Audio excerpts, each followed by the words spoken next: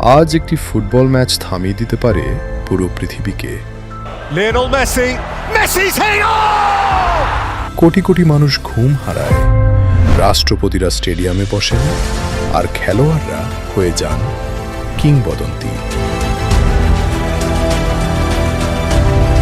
কিন্তু আপনি কি বিশ্বাস করবেন, একসময় এমন একটি বিশ্বকাপ ছিল যেখানে খেলোয়াড়দের বেশিরভাগেরই কোনো বিলাসবহুল জীবন ছিল না।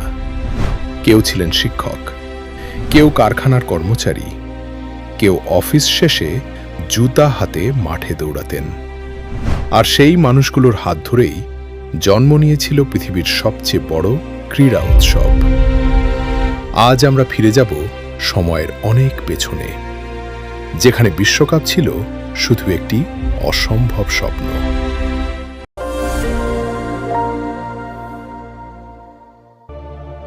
1930 সাল।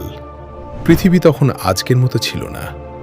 না ছিল ইন্টারনেট, না ছিল লাইভ স্ট্রিমিং, না ছিল কোটি ডলারের স্পন্সর।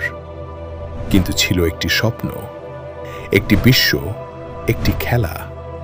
আর সেই খেলাকে কেন্দ্র করে পুরো পৃথিবীকে এক মঞ্চে আনার সাহস। এই স্বপ্ন দেখেছিলেন একজন মানুষ, তার নাম জুলে রিমে। অনেকে তাকে বিশ্বকাপের প্রকৃত স্থপতি বলে।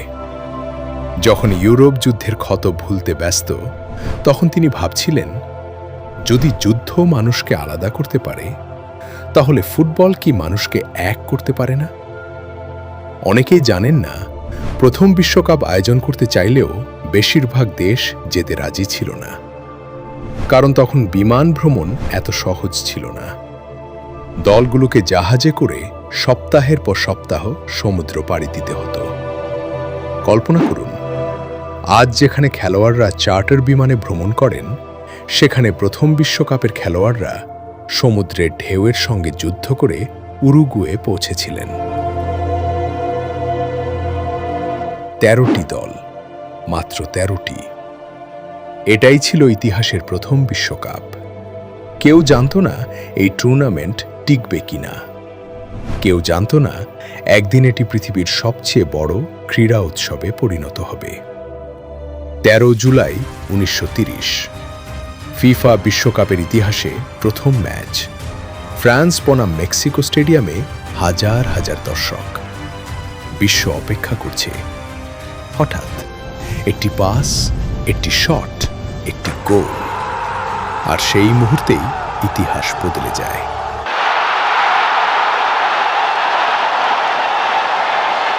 ফ্রান্সের লুসিয়েন লরেন্ট বিশ্বকাপ ইতিহাসের প্রথম গোলটি করেন। তিনি হয়তো জানতেন না, কিন্তু তার সেই শট ভবিষ্যতের কোটি কোটি গোলের দরজা খুলে দিয়েছিল। আজ যখন মেসি, রোনালদো, এমবাপ্পে অথবা অন্য কোনো তারকা গোল করেন, সেই ইতিহাসের শুরু হয়েছিল একজন সাধারণ মানুষের পায়ে। আপনি কি জানেন, প্রথম বিশ্বকাপের খেলোয়াড়দের অনেকেই ফুটবল খেলে জীবিকা নির্বাহ করতেন না। তাদের ছিল আলাদা চাকরি। ফুটবল ছিল ভালোবাসা, পেশা নয়।